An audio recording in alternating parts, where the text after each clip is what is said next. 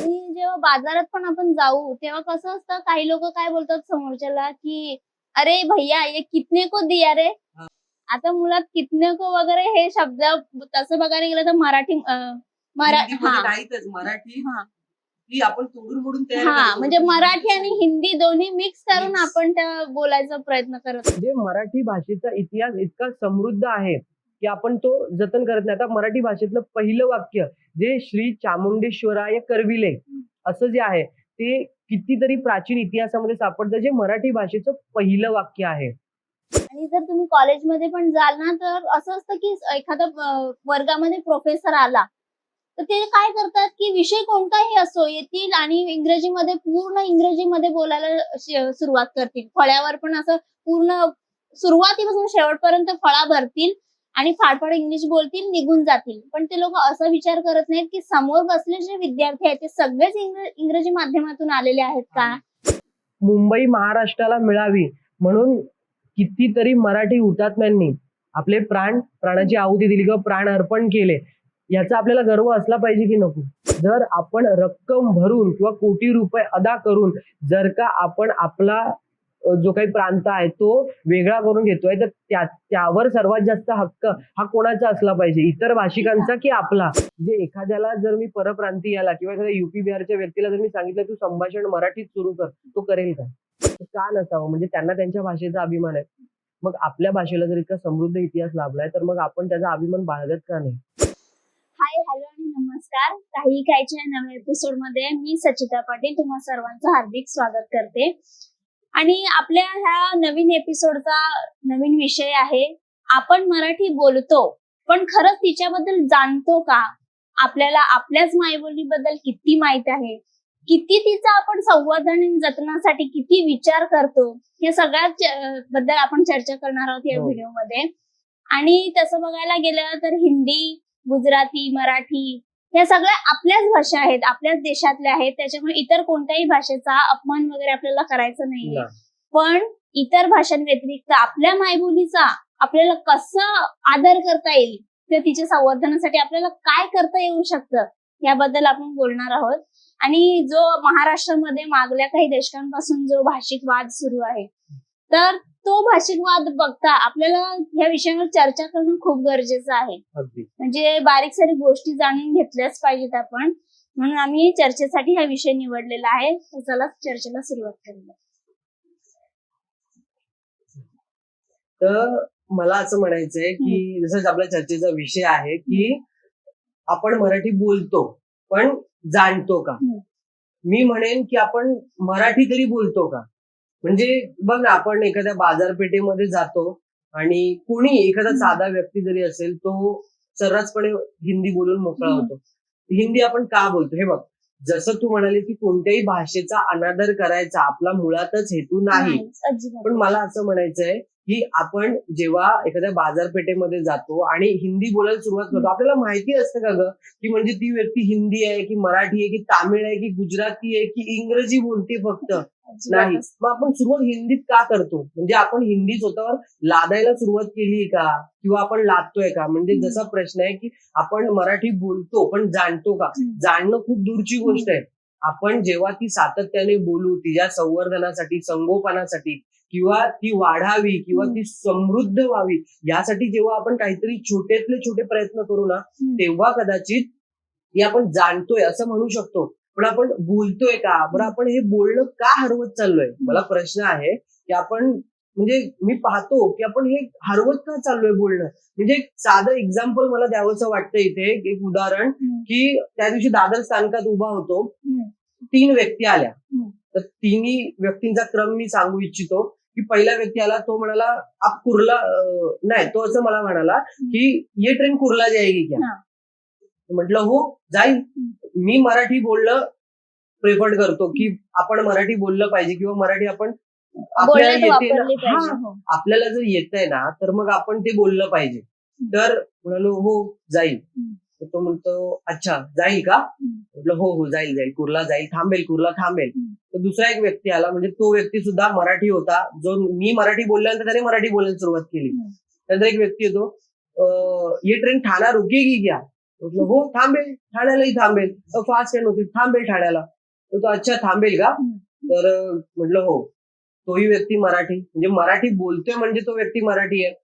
एक मुलगा आला माझ्याकडे, तिसरा, आणि तो म्हणतो की मुझे पुणे जाना है, तो ये ट्रेन कल्याण से रुकेगी क्या, मतलब मुझे पुणे जाने के लिए. म्हटलं हो तुला पुण्याला जायचंय, थांबेल कल्याणला ट्रेन, तू तिथून मग एखादी एक्सप्रेस वगैरे पकडून तू पुण्याला जाऊ शकतो. तो म्हणतो, अरे दादा म्हणजे थांबेल ना. म्हटलं हो.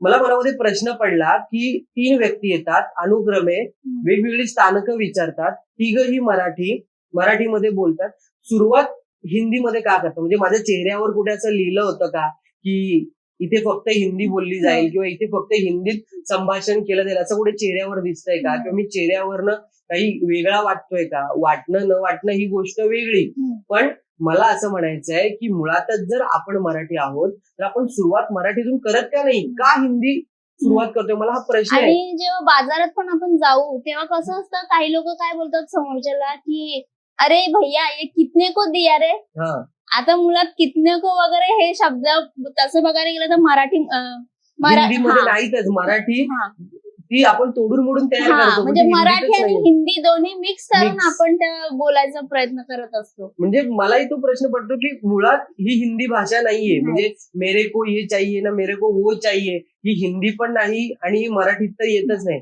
मग ही हिंदी पण नाहीये, मराठी म्हणे. आपण मग मराठीची तोडमोड करून हिंदी का सजवतोय किंवा का तिला प्रोत्साहन देण्याचा प्रयत्न होतो? म्हणजे जी भाषा आपल्याला येत नाही किंवा जी आपल्याला जास्त येत नाही किंवा जी आपली मायबोली भाषा नाहीये, ती शिकण्याचा आपला अट्टाहास आहे. पण मग मराठी वाढवण्यासाठी आपण करतोय काय? की आपण एखाद्याशी सर्रास पण हिंदीत बोलतो ना, तोडकी मोडकी काय हिंदी, पण आपण सुरुवात करतो. मग हीच सुरुवात आपण मराठीच्या बाबतीत पुढाकार घेऊन का नाही करू शकत? म्हणजे ज्या भाषेला इतका समृद्ध इतिहास लाभलाय, कदाचित अतिप्राचीन ज्या भाषा आहेत ना त्यापैकी एक भाषा म्हणजे मराठी. अपभ्रंश होत होत आले त्या शब्दांचे, तरीही इतिहासाने टिकवून ठेवलेली भाषा म्हणजेच मराठी भाषा आहे. ज्याला इतका समृद्ध इतिहास लाभलेला आहे ज्या भाषेला, म्हणजे आपण म्हणतो की इतर भाषांना तितका कदाचित समृद्ध इतिहास नाहीये, मराठी भाषेला आहे. पण तो आपण जतन करण्यासाठी आत्ताची पिढी काय करते? जे आपण सर्रास हिंदी बोलून मोकळं होतो ना, का कशासाठी? म्हणजे मला असे छोटे छोटे प्रश्न आहेत की जे पडतात. आता तुम्ही बघाल ना तर बाहेरचे देश जे आहेत म्हणजे जपान, चीन, रशिया वगैरे, हे त्यांच्या लोकल भाषा किंवा त्यांची जी आपण राष्ट्रीय भाषा बोलतो त्या भाषेमध्ये विद्यार्थ्यांना त्यांच्या मुलांना शिक्षण देणं जास्त प्रोत्साहन देतात त्या गोष्टीला. जास्त गरजेचं त्यांच्याच भाषेमध्ये त्यांचं शिक्षण असतं, उच्च शिक्षण. पण जर भारतात बघायला जाल ना तर इतर भाषा म्हणजे हिंदी ही राष्ट्रीय भाषा मानली जाते भारताची, मानली जाते, पण ऍक्च्युअल ती आहे की नाही हा वाद अजूनपर्यंत आहेच.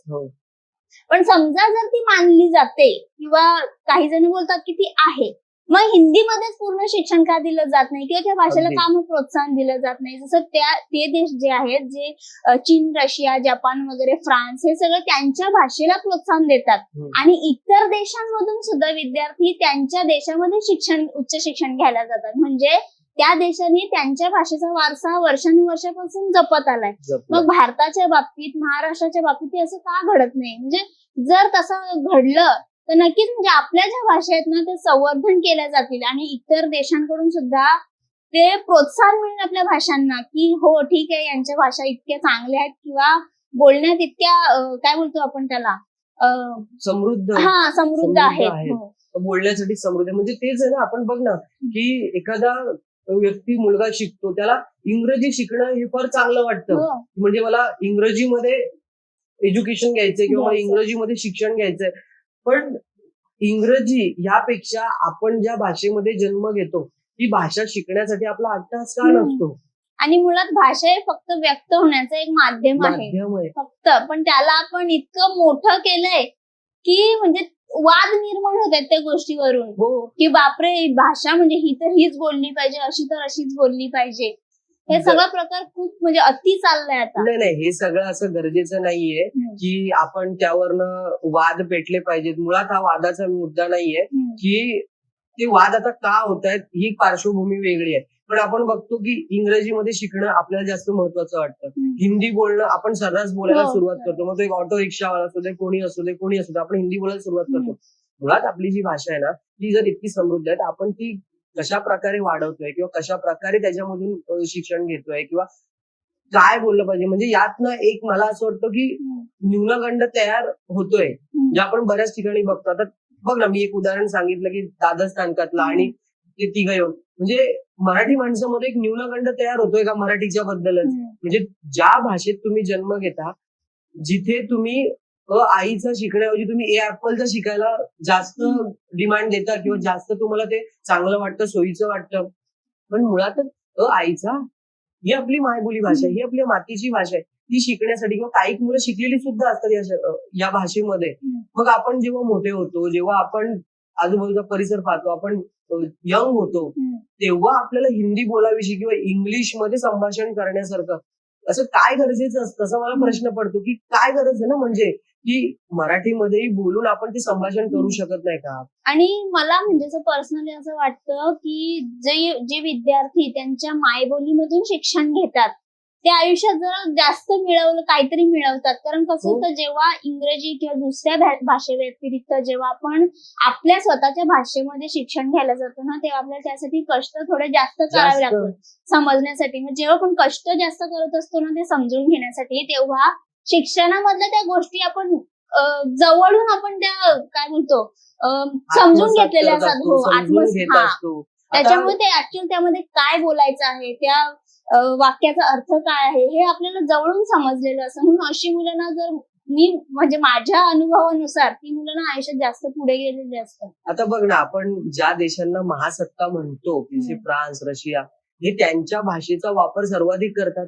तिथल्या भाषेचा, म्हणजे इंग्रजी ही भाषा आहे किंवा वेगळ्याही भाषा बोलल्या जातात इतर पण देशांमध्ये, एक ऑप्शनल म्हणून असतात ते. त्या ऑप्शनल म्हणून असतात. त्यांनी त्यांच्या पर्यायी. भाषेला जास्त प्राधान्य दिलंय. पण महाराष्ट्रामध्ये आपण जर का मराठीसाठी प्राधान्य द्यायला सुरुवात केली तर त्यामध्ये हरकत काय असं मला वाटतं. म्हणजे समृद्ध भाषा आहे, इतिहास लाभलेला आहे, गौरवशाली इतिहास आहे. म्हणजे अगदीच त्या इतिहासाला काही नाकं मुरडावी असंही तो इतिहास नाहीये, इतका समृद्ध इतिहास आहे. मग जर इतर जे महासत्ता आपण ज्यांना म्हणतो की अगदी मोठे मोठे देश आहेत, त्यांच्याकडे सगळ्याच साधन सुविधा आहेत, इथून महाराष्ट्रातून किंवा भारतातून मुलं तिकडे शिकायला जातात परदेशामध्ये वेगवेगळ्या प्रकारचं शिक्षण घेण्यासाठी.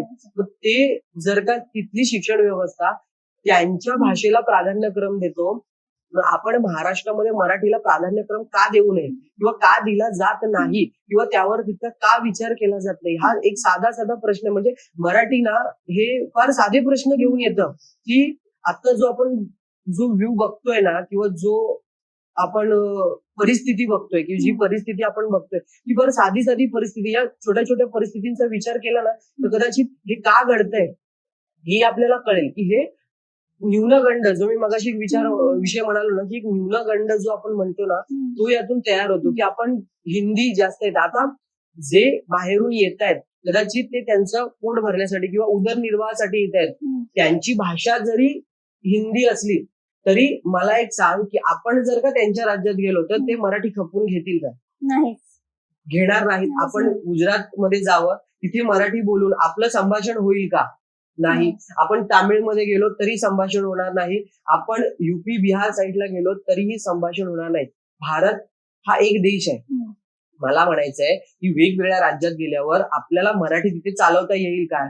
अजिबात नाही. मग आपण इथे वेगवेगळ्या भाषांना तितकं प्राधान्य का देतोय? आपली जी भाषा, बोली भाषा जी आहे ती मराठी आहे आणि आपण तिला प्राधान्य स्वतःहून दिलं पाहिजे. जर का आपली कम्युनिटी म्हणजे मराठी माणसं इथे सर्वाधिक आहेत, पण मुळात आपणच एखादा हिंदी बाहेरून येतो आणि त्याला गरज असते तो हिंदीमध्ये बोलायला सुरुवात करतो. हो, तो नौखा असतो या विभागासाठी किंवा या राज्यासाठी, पण आपण जुने असतो ना या भाषेसाठी.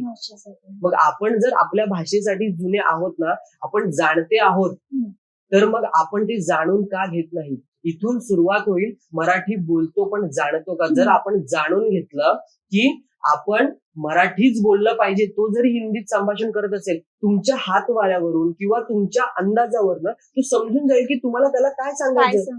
पण तुम्ही मुळातच तो हिंदी बोलल्यावर सुरुवात का हिंदीमध्ये करता? मला प्रश्नच पडतो की गरजच नाही हिंदीमध्ये बोलण्याची. म्हणजे इतकी समृद्ध भाषा आहे ज्या भाषेला एक कितीतरी पिढ्यांचा इतिहास लागलाय. म्हणजे स्वराज्य घडवणारे छत्रपती शिवाजी महाराज मराठी, संविधान लिहिणारे डॉक्टर बाबासाहेब आंबेडकर मराठी, आनंदीबाई जोशी ज्या पहिल्या महिला डॉक्टर होत्या त्या मराठी, स्त्री शिक्षणासाठी ज्या दाम्पत्याने चळवळ चालवली, जी प्रखर चळवळ आपण म्हणतो, ते दाम्पत्य मराठी. मुळात चित्रपटसृष्टी, आज चित्रपटसृष्टीला अख्खं भारत, जे काही फिल्म इंडस्ट्री, हमें फिल्म इंडस्ट्री में करियर करना है, आम्हाला फिल्म इंडस्ट्रीत करियर करायचं, देशभरातून लोक तिथे हा येतात. जिथे येतात, ज्याला फिल्म इंडस्ट्री म्हटली जाते, ते मुळातच चित्रपटसृष्टी हे दादासाहेब फाळके एका मराठी माणसाने सुरू केलेलं आहे. म्हणजे मला असं म्हणजे अशी किती उदाहरणं आहेत, हे निवडक काही उदाहरणं झाली, पण असे कितीतरी उदाहरणं आहेत की ज्याच्यातून आपण सांगू शकतो की या भाषेला आणि या मातीला किती सुवर्ण काळांचा इतिहास लाभलेला आहे. मग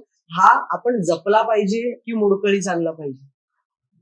प्रत्येकाने या गोष्टीचा एक विचार केला पाहिजे ना, की हा खरंच आपण जपायला हवा की मोडकळीस येतोय तो चालून द्यावा. हिंदीचं चित्रपटसृष्टीचं फिल्म इंडस्ट्री होत चाललेलं आहे, हिंदीचं तिथे जास्त प्रबळ दावत्व होत चाललेलं आहे, किंवा हिंदीचं तिथे जास्त असं हस्तक्षेप होतोय. हो. हे कुठेतरी थांबवलं पाहिजे ना आपण. आणि ह्या व्हिडिओची सुरुवातच करताना मी हाय हॅलो पासून केली, जी मुद्दाहून मी केली.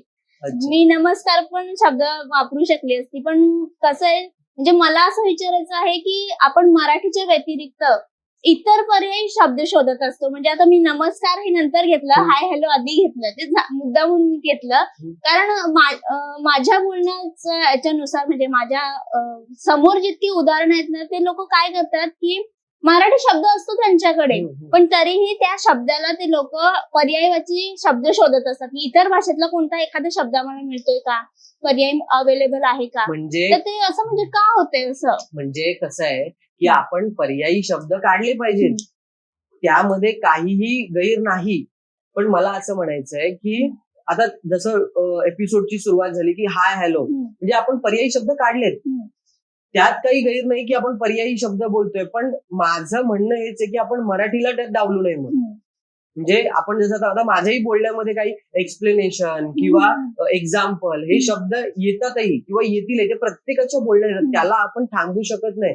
पण इथे मुद्दा काय आहे की व्यक्त होण्यापेक्षा आपण एक न्यूनगंड घेऊन मराठी पुढे नेतोय. म्हणजे मला हे जास्त युवा पिढीला सांगावं असं वाटतं, एक युवा म्हणून, की आपण ही जी गोष्ट आहे मराठीची किंवा हा जो विषय आहे ना, हा जतन केला पाहिजे, हा चांगल्या प्रकारे जतन केला पाहिजे असं मला तरी वाटतं. की म्हणजे इंग्रजी बोलणं किंवा इंग्रजी, बरं तुम्ही हिंदी सुद्धा बोला, आपल्या जर भारताची एक ती भाषा आहे तर आपण त्यात सुद्धा बोललं गेलं पाहिजे. पण जिथे जिथे आपल्याला अभिमानास्पद एखादी गोष्ट वाटते की आपण हे बोललं पाहिजे किंवा आपण यातून संभाषण केलं पाहिजे, तिथे तिथे आपण हिंदीचा वापर जास्त करतोय असं मला आणि वाटतं. आपल्या रोजच्या जीवनात अशी उदाहरणं असतात की खूप उदाहरणं आपल्याशी जर कोण बोलायला आलं तर ती सुरुवातच आधी हिंदी मधून केली जाते. म्हणजे अनोळखी जर कोण आलं तर सुरुवात म्हणजे आता हिंदीपासून. मी ते आपण मला असं एक बघणार उदाहरण आहोत. सांगितलं ना की एक 3 जण येतात आणि मला बोलतात, अरे तुम्ही जर मराठी आहात ना, तर मला असं म्हणायचं की तुम्ही सुरुवात तर करून बघा. जर का समोरचा हिंदीत बोलतोय आणि मग तुम्ही जर हिंदीमध्ये संभाषण सुरू केलं किंवा पुढे कंटिन्यू केलं तर त्याला काही हरकत नाही. पण मुळातच तुम्ही सुरुवात, बरं तुम्ही मग हिंदी भाषिक आहात का? तर नाही. हिंदी भाषिक जर तुम्ही नाही तर मग तुम्ही सुरुवात हिंदीतून का करताय? म्हणजे एखाद्याला जर मी परप्रांतीयाला किंवा एखाद्या युपी बिहारच्या व्यक्तीला जर मी सांगितलं तू संभाषण मराठीत सुरू कर, तो करेल का? किंवा एखाद्या गुजराती व्यक्तीला, आता तामिळ व्यक्तींच्या बाबतीत एक फार छान गोष्ट आहे. म्हणजे त्यांची जी तमिळ भाषा आहे ती आणि इंग्रजी या भाषे व्यतिरिक्त जास्त भाषांचा हस्तक्षेप नाही त्यांच्या ठिकाणामध्ये. हा, जास्त होऊ देत किंवा त्यांचं संभाषण मध्ये तशी भाषा नाही. एकतर तामिळ टू तामिळ किंवा मग इंग्रजी टू इंग्रजी. म्हणजे हिंदी ते जास्त बोलायला प्रेफर करत नाहीत. का नसावं? म्हणजे त्यांना त्यांच्या भाषेचा अभिमान आहे. मग आपल्या भाषेला जर इतका समृद्ध इतिहास लाभलाय तर मग आपण त्याचा अभिमान बाळगत का नाही? मला म्हणजे साधे साधे प्रश्न खरंच बघा की म्हणजे आपण इतकी समृद्ध भाषा असताना ती का पुढे चालवत नाही? म्हणजे शिक्षणाच्या बाबतीत जरी बघाल ना, तर आपल्या देशात किंवा महाराष्ट्रामध्ये जास्त तशी परिस्थिती आहे की आपण मराठीला दुय्यम स्थान दिलेलं आहे. की जास्त जर शिक्षण घ्यायचं, उच्च शिक्षण घ्यायचं असेल, उत्तम जर शिक्षण घ्यायचं असेल तुम्हाला, तर इंग्रजीला मुलं जास्त प्रोत्साहन देतात की बापरे इंग्रजी शिकलं म्हणजे माझं करिअर खूप मोठं होणार आहे. आता मराठी माध्यमांच्या शाळा, एक सरकारच्या जिल्हा परिषदच्या शाळा आणि कॉन्व्हेंट स्कूल, इंग्रजी शाळा जे आपण त्यांना म्हणतो की कॉन्व्हेंट स्कूल, तर एकतर तिथे इंग्रजी शाळांमध्ये मुलांना शिक्षण देणं चांगलं वाटतं. आणि एखाद्या मुलाने जिल्हा परिषदच्या शाळेमध्ये शिकणं म्हणजे हे खालच्या दर्जाचं वाटतं. हा दर्जा कोणी ठरवला? बरं, जर त्या शाळांची तशी परिस्थिती नसेल तर आपण ती परिस्थिती सुधारण्यासाठी प्रयत्न केले पाहिजेत. आपण सरकारने सगळ्यांनी मिळून प्रयत्न केले पाहिजेत. पण त्याचा दर्जा ठरवणारे आपण कोण आहोत? त्याचा दर्जा सुधरवू शकतो. जर कमी झालेला असेल किंवा ती एखादी शाळा मोलकळीस आलेली असेल तर आपण तिची परिस्थिती सुधरवू शकतो. पण तो दर्जा आपण स्वतःहून का देतोय? म्हणजे आपल्याच राज्यामध्ये ज्या आपल्या मायबोली भाषेमध्ये शिक्षण दिलं जातं त्या शाळांना आपण दुय्यम स्थान देतो का? एक उदाहरण आहे की शिवाजी महाराजांनी स्वराज्याचं स्वप्न पाहिलं. बरं, शिवाजी महाराजांना किती भाषा येत होत्या? बऱ्याच भाषा येत होत्या. जवळपास पोर्तुगीज, डच, फ्रेंच या सगळ्याच भाषा आणि इंग्रजी सुद्धा शिवाजी महाराजांना येत होत्या. म्हणून त्यांनी एक मराठा साम्राज्य उभारण्याचं स्वप्नच सोडून दिलं, बाळगलं, अटकी पार नेलं. जे आपण म्हणतो की अटक किल्ला जो आहे तिथपर्यंत ते नेलेलं आहे. मग त्यांनी स्वराज्याचं स्वप्न मागे ठेवलं का भाषेसाठी? की मी मराठा आहे किंवा मला ती भाषा येते म्हणून इतर भाषा मला कमी येत आहेत किंवा इतर भाषा मला जास्त येत नाही म्हणून कुठेतरी त्यांनी न्यूनगंड बाळगला नाही. त्यांनी एक सुवर्ण काळ घडवला. मग जर मराठी माणसामध्ये एक सुवर्ण काळ घडवायची ताकद आहे, जे मराठी भाषेचा इतिहास इतका समृद्ध आहे की आपण तो जतन करत नाही. आता मराठी भाषेतलं पहिलं वाक्य जे श्री चामुंडेश्वराय करविले असं जे आहे ते कितीतरी प्राचीन इतिहासामध्ये सापडतं, जे मराठी भाषेचं पहिलं वाक्य आहे. पहिलं वाक्य जे मराठी भाषेतलं शुद्ध मराठीतलं आपण जे म्हणतो. नंतर त्याचे अपभ्रंश होता मराठी भाषा ही टप्प्याटप्प्याला बदलत जाते. तर बघ ना, कोकणातली भाषा वेगळी, वऱ्हाडी भाषा वेगळी, परत त्यानंतर पुण्याकडे आलो तर थोडीशी मराठी वेगळी, आपली मुंबई साईडची जी मराठी आहे ती थोड्या वेगळ्या प्रमाणामधली आहे. नागपूरकडे गेलो आपण तर वेगळी मराठी, कोकणात वेगळ्या पद्धतीची आहे. मग मला असं म्हणायचं की प्रत्येक ठिकाणी ती भाषा दरमजल बदलत जाते, पण प्रत्येक ठिकाणी त्याचं जे सौंदर्य आहे ते जास्त उभरत जातं त्या ठिकाणी. मग मला तेच म्हणायचंय की इतका सौंदर्य इतिहास जो आपल्याला लाभलाय ना, त्याचा आपण एकदा शांतपणे विचार केला पाहिजे की खरंच आपण हा इतिहास जपला पाहिजे, जतन केला पाहिजे, जोपासला पाहिजे, की असं त्याला धुळखात कुठेतरी ठेवलं पाहिजे. आणि मला असं वाटतं की आपली जी मराठी भाषा आहे ना ती सगळ्यात लवचिक, ज्याला आपण फ्लेक्झिबल बोलतो तशी भाषा आहे. कारण माझ्या वाचण्यात असं आलेलं आहे की जे रामायण आहे ते रामायण भाषा एक आपली मराठी भाषा एकच भाषा वापरून 108 पद्धतीने ते रामायण लिहिलं गेलेलं आहे. म्हणजे भाषा एक पण पद्धती 108. म्हणजे कसं शक्य आहे? आज आपल्याला एक वाक्य बोलायला सांगितलं किंवा एक निबंध लिहायला सांगितला, आपल्या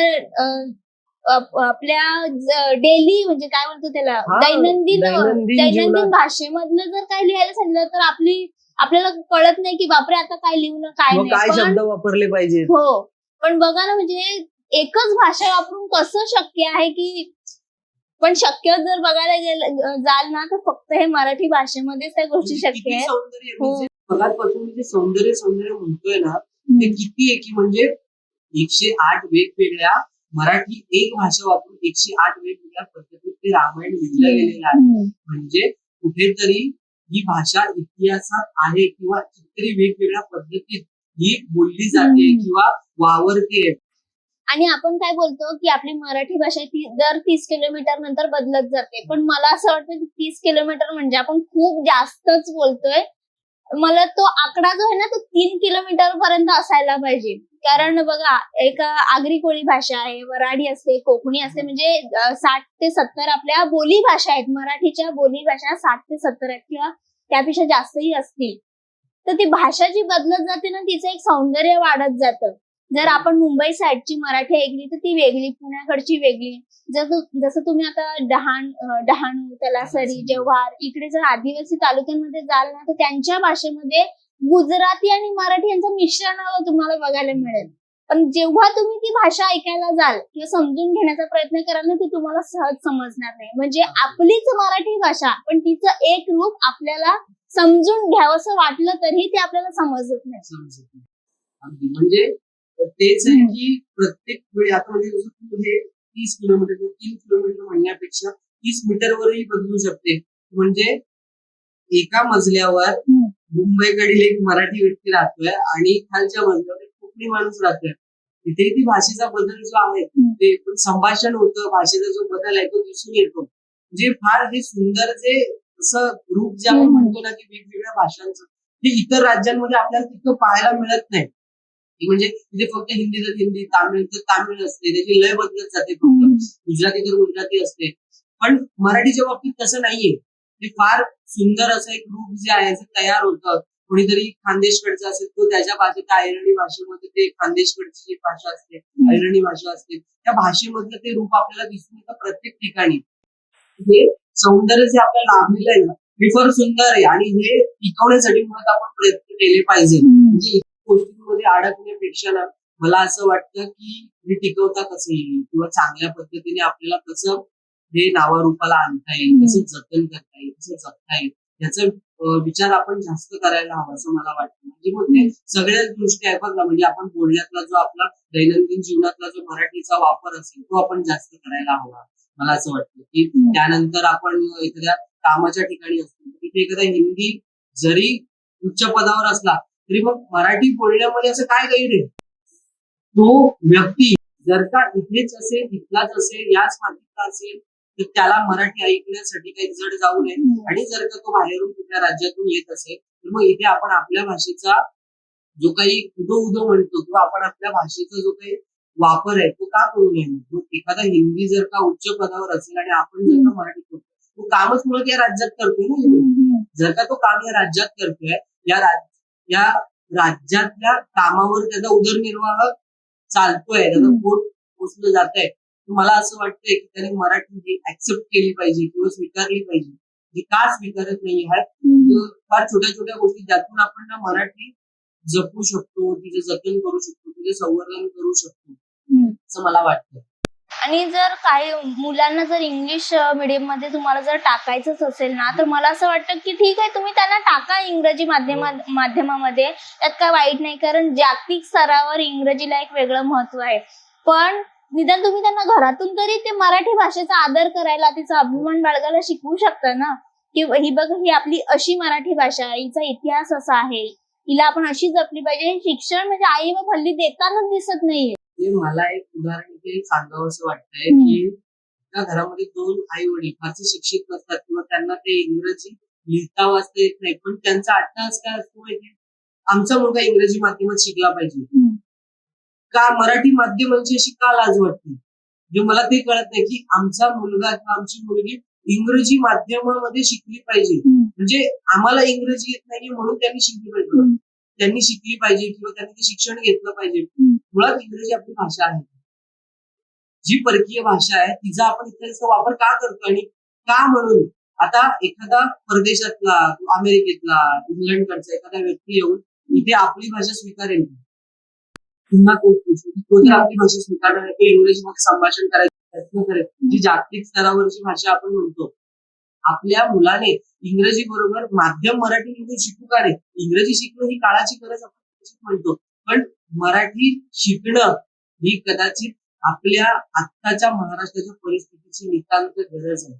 की मराठी शिकलं गेलं पाहिजे, मराठी वाढवली गेली पाहिजे, कारण आपण जी युवा पिढी म्हणतोय की याचा उपयोग किंवा वापर फार कमी करतो. आपण जगाला दाखवूनच देत नाही की आपला इतिहास किती समृद्ध आहे आणि भाषा किती समृद्ध आहे. आता बघ ना, परदेशामध्ये मॉरिशस मध्ये मला वाटतं सर्वात मराठी भाषा बोलली जाते मॉरिशस मध्ये, परदेशामध्ये. त्यानंतर जे दादरा नगर हवेली तिथली राज्यभाषाच मुळात मराठी आहे.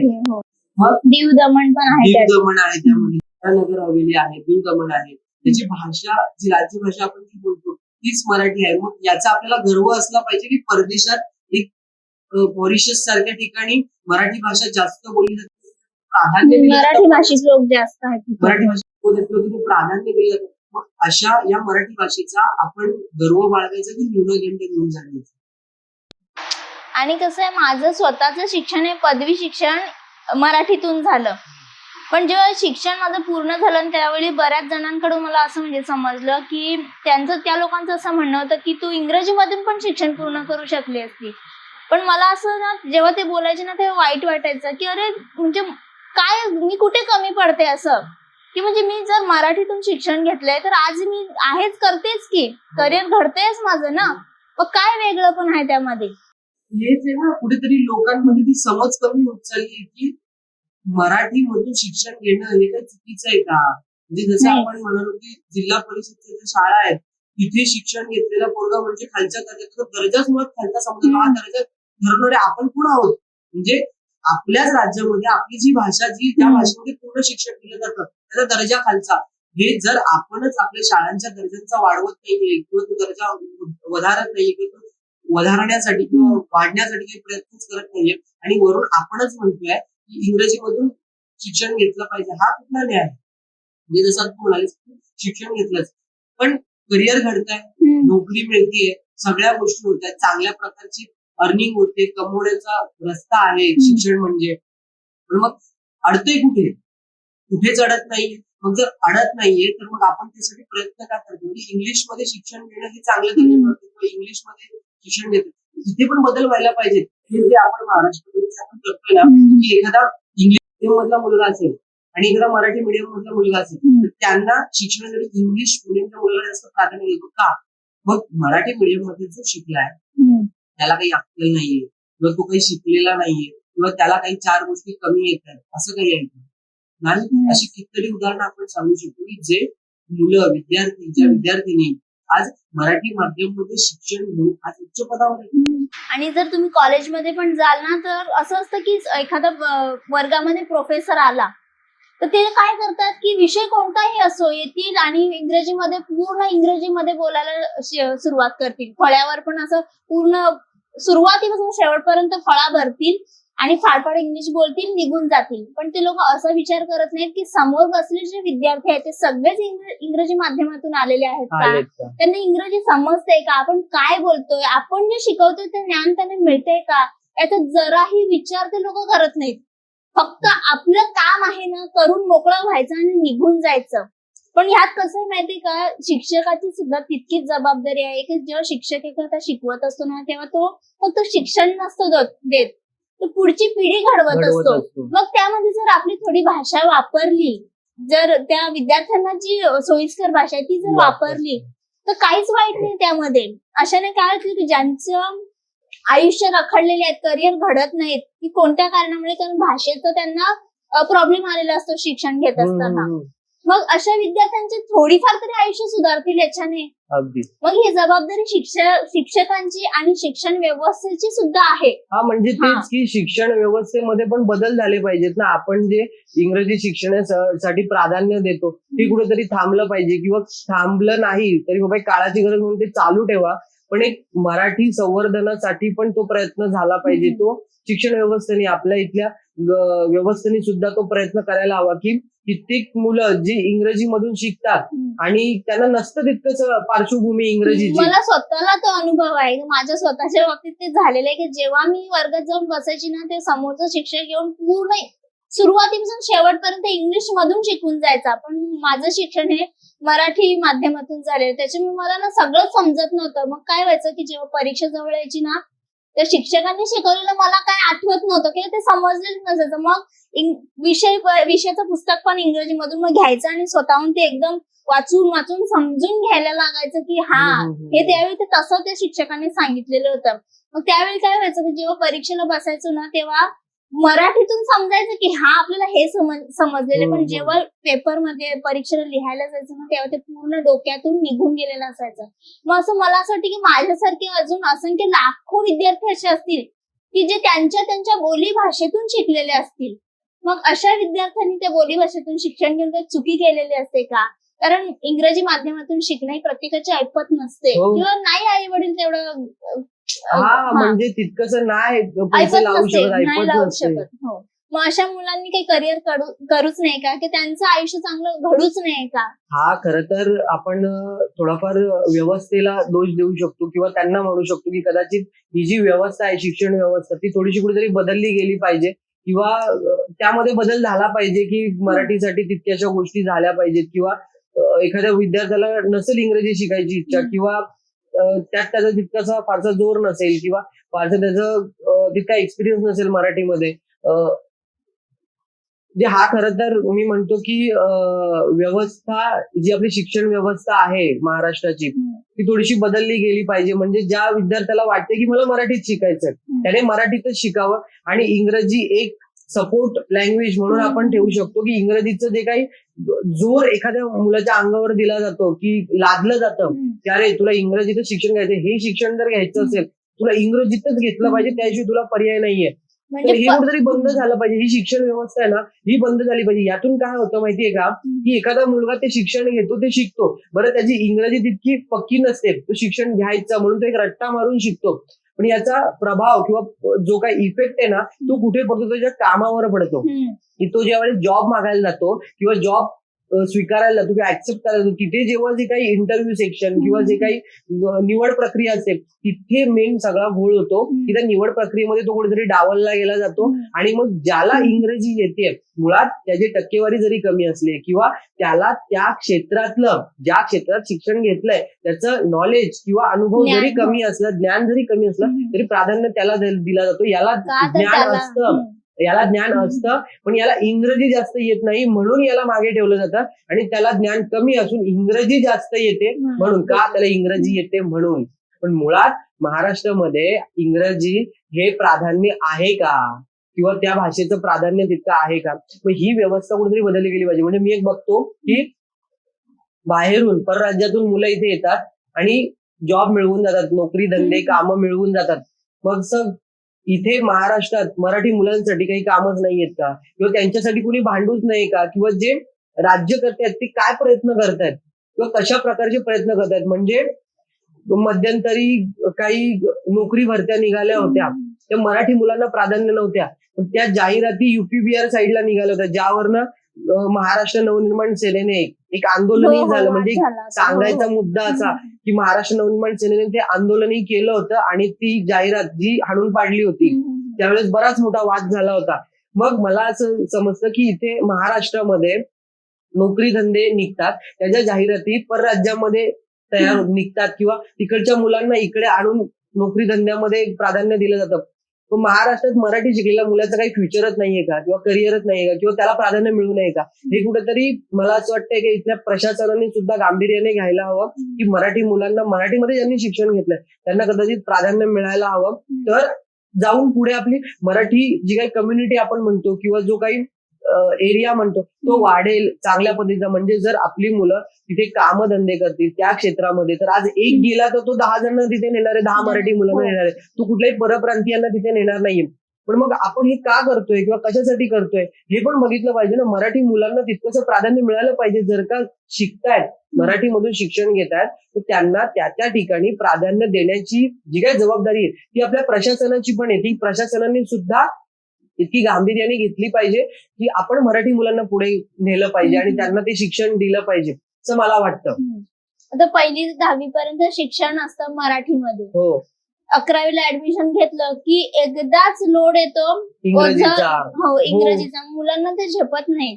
अशामुळे कसं पुढे करिअर करण्यात वगैरे ना खूप प्रॉब्लेम येतात अशा विद्यार्थ्यांना. हो, मलाही तेच म्हणायचंय की अगदीच 1ली ते 10वी पर्यंत जास्त काही इंग्रजीचा शिरकाव नसतो आणि मग 11वी 12वीला आपण गेलो की एकदाच एकतर कॉमर्स किंवा मग सायन्समध्ये, आर्ट्सला तितकंसं कमी आहे किंवा कला शाखेला तितकंसं नाहीये, पण वाणिज्य किंवा विज्ञान शाखा आपण ज्या म्हणतो तिथे इंग्रजीचा जास्त प्रभाव आणि त्यामध्ये कदाचित करिअर आहे की आर्ट्समध्ये किंवा कला शाखेतही त्याच पद्धतीचं करिअर आहे ज्या पद्धतीचं करिअर वाणिज्य आणि विज्ञान शाखेत आहे. कदाचित लोकांचा बघण्याचा एक दृष्टिकोन वेगळा असतो की वाणिज्य आणि विज्ञान शाखा ही थोडीशी अप लेवलची किंवा मोठ्या दर्जाची मानली जाते. का ते मला माहिती नाही. जो तो विद्यार्थी त्याच्या मानसिक स्थितीनुसार आपलं आयुष्य. पण मग मुलांची जर ऍडमिशन किंवा प्रवेश प्रक्रिया जास्त तिकडे असल्या की मग तिकडे तो भाषेचा एक अनुभव यायला सुरुवात होते. मग इंग्रजी ही काही आपली भाषाच नाहीये ना, ते शिक्षण आपण मराठीत का देऊ शकत नाही? म्हणजे जर वाणिज्य शाखेतल्या एखाद्या मुलाला किंवा कॉमर्स ज्याला आपण म्हणतो त्या शाखेतल्या एखाद्या मुलाला जर का अकाउंटिंगची प्रोसेसिंग असते त्याला पुढे जाऊन सगळं अकाउंट सांभाळायचं असलं तो ते मराठीत का करू शकत नाही? म्हणजे एक साधा प्रश्न आहे की तो महाराष्ट्रात बरं त्याला आता समजा मी जर एखादा वाणिज्य शाखेतला विद्यार्थी आहे, मी जर मराठीत शिकलो तर मला नोकरी कुठे करायची आहे? एखाद्या मी मराठी बँकेमध्ये किंवा जी बँक महाराष्ट्रात आहे जिचा व्यवहार किंवा जिथे जास्त जे कस्टमर्स आहेत, ग्राहक आहेत ते मराठीत असतात, पण मला जर ते व्यवहार चालवायचे तर मग मला मराठी आली पाहिजे की नाही आली पाहिजे? आली पाहिजे. आणि जर मला मराठीत व्यवहार करता येतो तर मी तिथे काम करू शकतो की नाही करू शकत? करू शकतो, साहजिक करू शकतो. म्हणजे हे मराठीच्या फार छोट्या छोट्या गोष्टीत ना की ज्यांवर आपण कधी लक्षच देत नाही. लोकांना हे अरे काही काही आहे, काहीतरीच आहे, हे काही इतकं महत्वाचं नाहीये असं लोकांना वाटतं. खरं तर हा फार महत्वाचा मुद्दा आहे. आणि तसं बघायला झालं ना तर आपल्या भारतामध्ये सगळ्यात जास्त जो भाषिक वाद आहे तो मराठीवरून जास्त आहे, की मराठी भाषाच आपलं हायलाइटेड आहेत, की ह्या भाषेवरून नेहमी दुसऱ्या भाषांसोबत वाद होत राहणार. मग माझं असं म्हणणं आहे की आपली मराठी भाषाच का नेहमी का त्या म्हणजे हा वाद का आहे की म्हणजे आपण म्हणतो की महाराष्ट्राची भाषा मराठी, मुंबईची भाषा मराठी, हा वाद कुठून सुरू झाला किंवा कसा सुरू झाला? म्हणजे जी बाहेरून लोक येतात, मी जे म्हणतो की परप्रांतीय, मग ते युपी बिहारकडचे असतील, गुजरातकडचे असतील, तामिळकडचे असतील किंवा इतर राज्यांमधले असतील, हे मुंबईमध्ये येतात. मुंबई हे कॉस्मोपॉलिटन शहर म्हटलं जातं, जिथे म्हणजे सगळं समावेशक, ज्याला आपण म्हणतो की देशाचं जर सत्ता केंद्र जर दिल्ली असेल तर आर्थिक सत्ता केंद्र हे मुंबई आहे. म्हणजे जसं तू म्हणतेस की मुंबई हे सत्ता केंद्र आहे किंवा आर्थिक दृष्ट्या हे आर्थिक सत्ता केंद्र जे आहे, आर्थिकदृष्ट्या समृद्ध आहे मुंबई. त्यामुळे इथे येणारा जो वर्ग आहे तो कुठल्या एका राज्याचा नाहीये, तो बहुभाषिक आहे. म्हणजे इथे हिंदी लोकही येतात, गुजराती येतात, तामिळ, म्हणजे प्रत्येकाने येऊन इथे व्यवसाय करण्याचं एक सत्ता केंद्र आहे आपण म्हणतोय. पण मुंबई हे मुळातच कशाची राजधानी आहे? महाराष्ट्राची. आता जर मी यात म्हणालो की मुंबई महाराष्ट्राला मिळावी म्हणून कितीतरी मराठी हुतात्म्यांनी आपले प्राणाची आहुती दिली किंवा प्राण अर्पण केले, याचा आपल्याला गर्व असला पाहिजे की नको? साहजिक असला पाहिजे, याचा आपल्याला गर्वच असला पाहिजे. पण मग मला असं म्हणायचंय की त्या हुतात्म्यांपैकी जर का एखादा आपल्या घरातला व्यक्ती असेल तर जास्त अभिमान वाटेल किंवा कदाचित जास्त गर्व वाटेल. मग आपण असं का समजत नाही की ते जे काही हुतात्मे झालेत किंवा जे मरण पावले, ते शहीद झालेत, आपण म्हणतो की मुंबई महाराष्ट्राला मिळावी म्हणून, म्हणजे स्वातंत्र्यानंतर स्वातंत्र्यासाठी लढणारे आपण आहोत, महाराष्ट्र आहे, हे आपण कुठेतरी लक्षात घेतलं पाहिजे. आणि ही बाब आहे ना, ही आपण गांभीर्याने घेतली पाहिजे की त्या हुतात्म्यांपैकी जर का एखादा आपल्या घरातील असता तर आपण मराठीचा तितकासा गर्व बाळगला नसता का? किंवा आता जो आपण बाळगतोय, आपण म्हणतोय की आम्ही मराठी बोलतोय ना, आम्ही मराठी आहोत ना, आणखी काय केलं पाहिजे? तर मला असं म्हणायचंय की जर त्या हुतात्म्यांपैकी एखादा आपल्या घरातील, आपल्या परिसरातील, आपल्या जवळचा असता तर आपण जास्त गर्व नसता का बाळगला? मग तो गर्व आता आपल्याला का नाहीये? आपण का कमी करतोय? मुळात ते पण मराठीच होते ना, ते पण मराठीच होते. त्यामुळे आपण तितकासा तो गर्व बाळगला पाहिजे मराठीच्या बाबतीत, मुंबईच्या बाबतीत. की बाहेरची लोक येतात आणि इथे म्हणतात की मुंबई में क्या ऐसा थोडी आहे की यहाँ पे सिर्फ मराठी चलेगा, हिंदी भी चल सकता है, गुजराती भी चलेगा, असं नाहीये. आपण मुळातच मुंबई महाराष्ट्राला मिळावी यासाठी आपण, आणि महाराष्ट्र एक वेगळा स्वतंत्र व्हावा यासाठी आपण काही प्राणांच्या आहुत्या दिलेल्या आहेत, जे कदाचित स्वातंत्र्यानंतर, म्हणजे हा संघर्ष फार मोठा आहे. आणि मोठापेक्षा कसं आहे, जर इतिहास आपण बघायला जाल ना तर जी भारताची भाषिक प्रांतवार रचना जी झाली, जेव्हा आपला महाराष्ट्र भाषिक रचनेनुसार जेव्हा वेगळा झाला, तो दिवस होता 1 मे 1960. त्यानंतर इतर राज्यांची सुद्धा त्या राज्यांच्या लोकल भाषेनुसार प्रांत वेगवेगळे झाले, प्रांत रचना झाली. मग हा जो भाषिक वाद आहे मराठीवरून, हा फक्त महाराष्ट्रातच का घडतो? का महाराष्ट्राच्या मनात आलं की बापरे, आज आमची भाषा मराठी आहे, आम्ही आमचा प्रांत वेगळा करून घेतो, हे काय एकट्या महाराष्ट्राने घडवून आणलं का? तर नाही. मुळात संविधानातल्या रचनेनुसार आपल्या देशाचे हे जे भाषिक प्रांत आहेत ते वेगळे झालेले आहेत. मग ह्यात एका राज्याला दोष देऊन काही होणार नाही, काहीच होणार नाहीये. मुळात जेव्हा प्रांतवार रचना होताना, जेव्हा मुंबई महाराष्ट्राच्या जोडली जावी किंवा मुंबई महाराष्ट्राला जोडली जावी आणि ती गुजरात पासून वेगळी करताना आपण गुजरातला जवळपास काही रक्कम अदा केलेली आहे किंवा देऊ केलेली आहे, जी काही करोडो रुपयांमध्ये.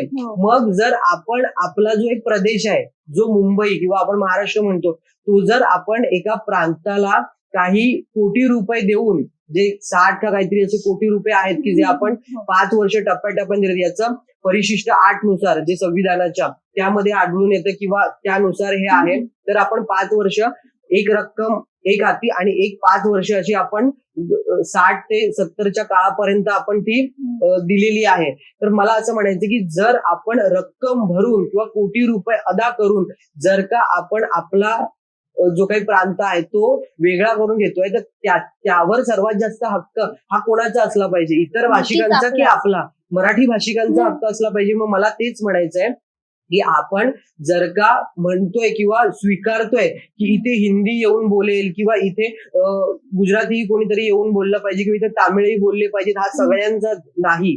यासाठी आपण फार मोठा संघर्ष केलाय. हा संघर्ष मुळात आपण आपल्या डोळ्यासमोर फिरवला पाहिजे की आपण मुंबईसाठी किंवा महाराष्ट्रासाठी आपल्या इतिहासात काय संघर्ष दडलेला आहे. हा संघर्ष आपल्याला प्रेरणा देईल की आपण मराठी बोललं पाहिजे की डावललं पाहिजे. हा संघर्ष आपल्याला प्रेरणा देईल. मला असं वाटतं की या संघर्षातून आपण प्रत्येकाने प्रेरणा घेतली पाहिजे की आपण मराठी खरंच डावलली तर ती का डावलली पाहिजे आणि जर तिचा गर्व केला पाहिजे तो का गर्व केला पाहिजे. गर्व करण्यासारख्या सगळ्या गोष्टी आहेत. डावलण्यासारखं तुम्ही स्वतःची जी काही इमेज आहे किंवा तुम्ही स्वतःचं जे काही परिस्थिती आहे त्या परिस्थिती तुम्ही मागे ढकलताय. कारण आपला जो काही समृद्ध इतिहास आहे तो हाच आहे. आपण समृद्धही आहोत आणि आपण संघर्ष करून हे टिकवलेलं आहे. मग जर आपल्या इतिहासात आपण हे संघर्ष करून मिळवलंय आणि टिकवलंय किंवा मिळवलंय तर मग हे टिकवण्याचं काम कोणाचं आहे? आणि हे काम आपलं आहे. आणि आपलीच मराठी माणसं काय बोलतात की आम्ही मराठी नाही बोललो तर काय झालं, काय बिघडलं त्यामध्ये. पण असं लक्षात घ्या की आपली मराठी भाषा ही काही खाऊ नाहीये. हो, जर आज घेतला हातावर खाल्ला आणि ते संपला, ती संपणार तर नाहीच. पण कसं आहे, आपण ती मराठी भाषा न बोलून किंवा त्या भाषेच्या व्यतिरिक्त इतर भाषा वापराव्या नाही असं नाही, पण अति प्रमाणात वापरून आपण आपल्या मराठीची जी किंमत आहे किंवा व्हॅल्यू आहे ती कमी करतोय. मराठी भाषा ही काही मुळापासून संपणारी नाही, कारण इतक्या वर्षांचा इतिहास लाभलेला आहे. ते सहजासहजी न संपणार आहे ती. पण आपण किंमत तर कमी करतोय ना, त्याची व्हॅल्यू ज्याला आपण बोलतो ती कमी होते आपल्या स्वतःच्या हातून. तेच आपण कमी नको करायला असं मला वाटतं. आता मला एक सांग, म्हणजे माझ्या आता मनामध्ये एक प्रश्न आला की मराठी जो राजभाषा दिन आपण म्हणतो तो कधी असतो? 27 फेब्रुवारी. तर फक्त एक दिवस असतो?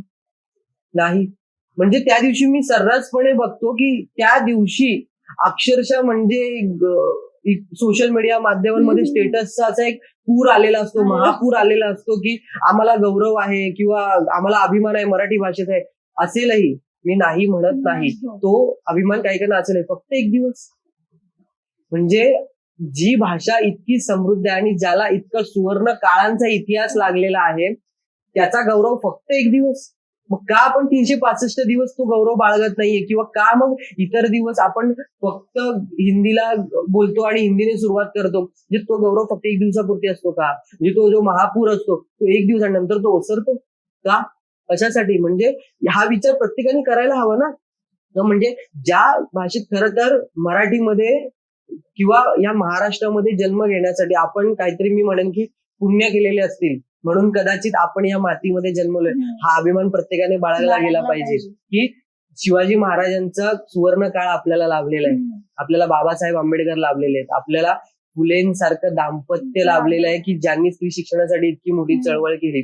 आणि बघ ना, आपण जे चित्रपट सृष्टी किंवा फिल्म इंडस्ट्री म्हणतो, मुळात त्याची सुरुवात दादासाहेब फाळके या मराठी माणसांनी जर केलेली आहे तर आपल्याला सुवर्ण काळ लाभला आहे हे आपण स्वीकारून पुढे गेलं पाहिजे किंवा हे युवा पिढीने समजलं पाहिजे की खरंच म्हणजे मराठी ही न्यूनगंड घेऊन जगण्यासारखी नाहीये, म्हणजे अभिमानाने मिरवण्यासारखी आहे. म्हणजे आपण असं बोलू शकतो का की लोक असं म्हणतात की मराठी माणूस आणि बिझनेसचा फारसा संबंध येत नाही. हा, तोही एक मुद्दा आहे. असे बरेच जण आहेत ज्यांचा संमत तोच आहे की बिझनेस हा मराठी माणसाने करू नये.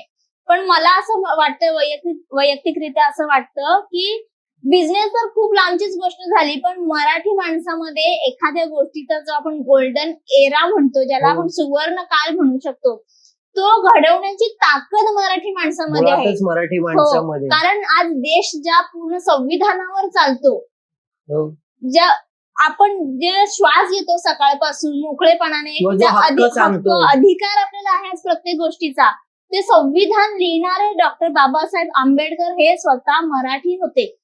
मग एक लक्षात घ्यावं की एका छोट्याशा, ज्याला आपण छोटी भाषा बोलू, छोटी पण तिची रूप अनेक, एका एका राज्याची एक प्रादेशिक भाषा हम्म. तिच्या काय म्हणू शकतो आपण त्याला, की त्या मातीमधून जन्मलेला एक व्यक्ती पूर्ण देश घडवू शकतो किंवा देश चालवू शकतो. मग त्याचा अभिमान आपण आज का बाळगू नये? मुळातच इतिहासामध्ये असं सुद्धा नोंद आहे की स्वतः बाबासाहेब असं म्हणतात की हिंदी भाषिकांना त्यांच्या भाषेचा अभिमान आहे किंवा गुजरात्यांना त्यांच्या भाषेचा अभिमान आहे, तामिळ त्यांच्या भाषेचा अभिमान करतात, तर मी माझ्या भाषेचा अभिमान किंवा माझ्या भाषेचा अभिमान मला नसावा का?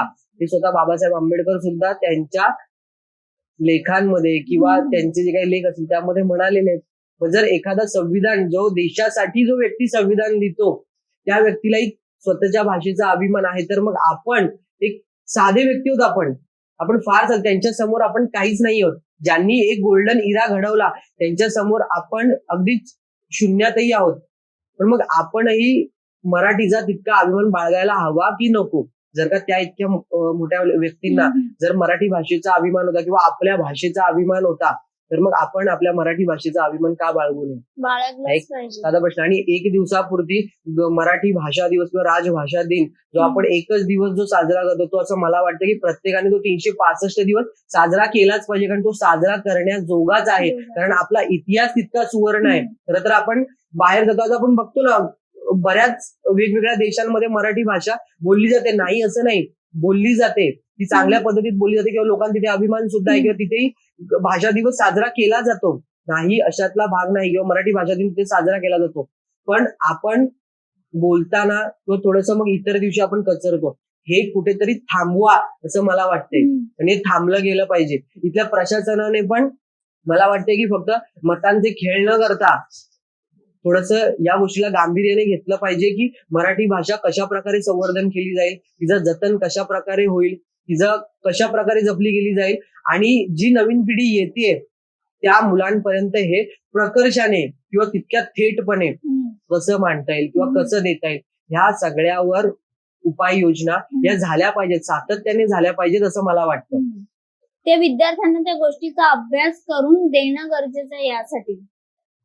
म्हणजेच मी म्हणतोय ना की आपल्या इतिहासाशी त्यांची जी काही नाळ आहे ती जास्त जोडली गेली पाहिजे. म्हणजे जी कदाचित तुटत चालली आपण म्हणतोय, ती अधिक कशी जोडता येईल, कशा प्रकारे जोडता येईल, कशी जपता येईल, तो समृद्ध वारसा आहे तो कसा जपता येईल, कशा प्रकारे आपल्याला ते पुढे नेता येईल, पिढ्यानपिढ्या जपता येईल, हे सुद्धा आपलं पाहिजे. जसं आपण शिवाजी महाराजांचं स्वराज्य जपलंय किंवा आपण जपतोय ज्या चांगल्या पद्धतीत, ते तितक्याच चांगल्या पद्धतीत आणखी पुढे गेलं पाहिजे किंवा तितकं समृद्धपणे पुढे गेलं पाहिजे. आणि तो जो एक आपण दिवा म्हणतो ना, तर तेवत राहिला पाहिजे. शिवाजी महाराज जगातला एकमेव असा राजा, त्यांच्या 300-350 वर्षानंतर सुद्धा त्यांची जी प्रजा आहे, जनता आहे, ती अभिमान बाळगते, ती व्यक्ती सुद्धा मराठी आहे. हो, म्हणजे बघा ना, मी असं आजपर्यंत माझ्या अभ्यासात असं आलेलं नाही की जगातल्या एखाद्या राजाचा अभिमान किंवा त्याचा राज्याभिषेक आजपर्यंत केला जातोय, असं होतच नाही. पण हे आपल्या एका मराठी व्यक्तीच्या बाबतीत, एका अशा राजाच्या बाबतीत घडते जो एक स्वतः मराठी व्यक्ती होती. हो, त्यामुळे आपण ना या गोष्टीचा न्यूनगंड जर असेल तर तो मुळात काढून टाका. कदाचित हा एपिसोड पाहिल्यानंतर किंवा हे ऐकल्यानंतर मला वाटते की मराठी माणसामध्ये बदल झाला पाहिजे. आणि हा जो न्यूनगंड आपण घेऊन जगतोय ना, 4 माणसामध्ये मराठी बोलताना आपण लाजतो किंवा पटकन बोलत नाही, अरे hi hello how are you, हे बोलून आपण चटकन मोकळे होतो. का मराठीत संभाषण करू शकत नाही? गरज आहे का इंग्रजीची किंवा गरज आहे का हिंदीची? नाही. मग आपण मराठीत संभाषण करण्याला प्राधान्य दिलं गेलं पाहिजे. ज्या भाषेला मुळात सर्वात जास्त इतिहास लाभलाय तो जपा, तो जतन करा असं मला वाटतं.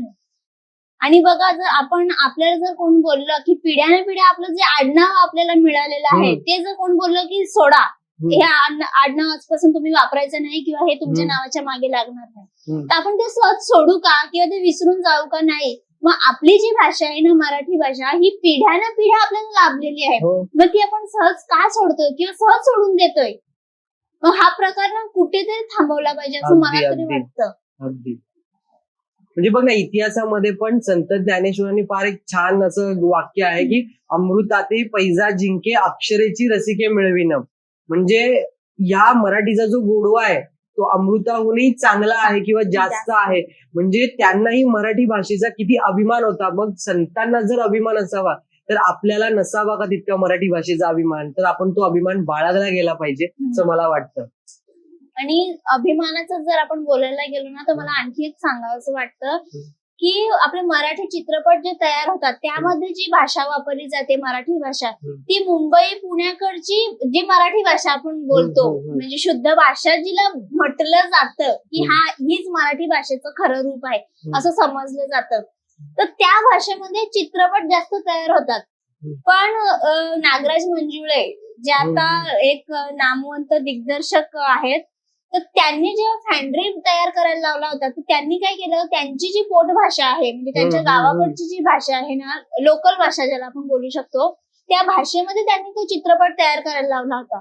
पण त्यांना काही जण काय बोलले की नाही ही अरे तू कोणती भाषा वापरतोस, म्हणजे हे मी त्यांच्या इंटरव्ह्यू मध्ये ऐकलेलं म्हणून आता ते मी तुम्हाला सांगते की त्यांना बऱ्याच जणांनी असं सांगितलं की नाही ही मराठी भाषा तू वापरू नकोस, तुझा चित्रपट चालणार नाही किंवा ते लोकांना समजणार नाही, आवडणार नाही. जी मुंबई पुण्याकडे जी भाषा बोलली जाते ना ती तू वापर तुझ्या चित्रपटामध्ये. पण त्यांनी तसं केलं नाही. इतरांचं न ऐकता त्यांनी त्यांच्याच पोटभाषेमध्ये फॅन्ड्री हा चित्रपट तयार केला. त्याच्यानंतर त्यांनी त्यांच्याच पोटभाषेमधला सैराट हा चित्रपट तयार केला. आणि आज सैराट आणि फॅन्ड्रीचा इतिहास तुम्हाला माहितीच आहे की चित्रपट तर पुढे गेलेच, पण एक दिग्दर्शक म्हणून एक पोटभाषेचा वापर करून एक काय म्हणू शकतो मातीमधून उभा राहिलेला एक दिग्दर्शक आज कुठच्या कुठे आहे. तेच अगदीच म्हणजे त्यांनी त्यांच्या भाषेचा वापर करून जो चित्रपट तयार केले, आज किती राष्ट्रीय पुरस्कार मिळवलेले त्या चित्रपटांनी. मी तेच म्हणतोय की आपण जर का आपल्या भाषेला तितकं प्राधान्यक्रम दिला आणि आपण जर का त्याला बॅकअप करत असू तरच जाऊन ती कुठेतरी एक आदर्श म्हणून समोर येईल. मला हेच म्हणायचंय. आता बघ ना, म्हणजे आता चित्रपटांचाच मुद्दा निघालाय म्हणून मला आणखी इथे एक्सप्लेन करावं असं वाटतं किंवा सांगावं असं वाटतं की महाराष्ट्रामध्ये आपण बघतो की हिंदी चित्रपट जास्त चालतात, पण मराठी चित्रपटांना किंवा त्यांच्या जे काही प्रोड्युसर्स असतात ते म्हणजे त्यांना स्क्रीन मिळत नाही किंवा त्यांना तितकेसे म्हणजे जे काही चित्रपटगृहामध्ये काही थिएटर्स आपण जे चित्रपटगृह म्हणतो त्यांना तितकं ते थिएटर्स मिळत नाही. थिएटर मिळाले तर स्क्रीन मिळत नाही, स्क्रीन मिळाले तर प्राईम टाइम मिळत नाही की ज्या प्राईम टाइम मध्ये ती ऑडियन्स येऊन सर्वाधिक चित्रपट तो पाहते, तो प्राईम टाइम मिळत नाही. ही गळचेपी इथे फक्त महाराष्ट्रातच आपण मराठीची का होऊन देतोय? आपलं राज्य आहे, आपली भाषा आहे, आपल्या भाषेत तयार झालेला चित्रपट आहे, मग हा पुढे जायला हवा की नको हा विचार प्रत्येकाने करायला पाहिजे ना. आपण हिंदी सर्रासपणे हिंदी पिक्चर म्हणजे आपण मराठी जरी असलो तरी आपण हिंदी चित्रपट बघायला धावतो. का धावतो? कशासाठी? म्हणजे मराठी चित्रपटाचा दर्जा नाही का? आणि मग जर आपण म्हणू की दर्जा नाहीये तर मग सैराट बाबतीत तुम्ही काय म्हणाल? असे कितीतरी चित्रपट आहेत. मी फक्त एका चित्रपटाचं उदाहरण देतोय की तो चित्रपट आपल्या सगळ्यांच्या नजरेसमोर आहे आजही इतक्या वर्षांनंतर सुद्धा.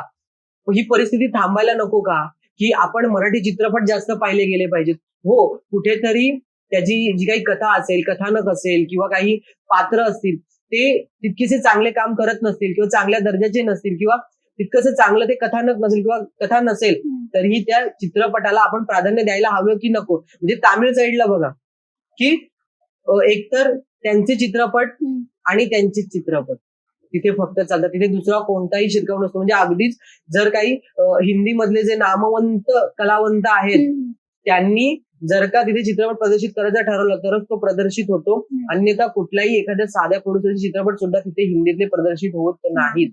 मग हे सगळं आपण मराठीत किंवा इथे महाराष्ट्रामध्ये का चालवून घेतोय?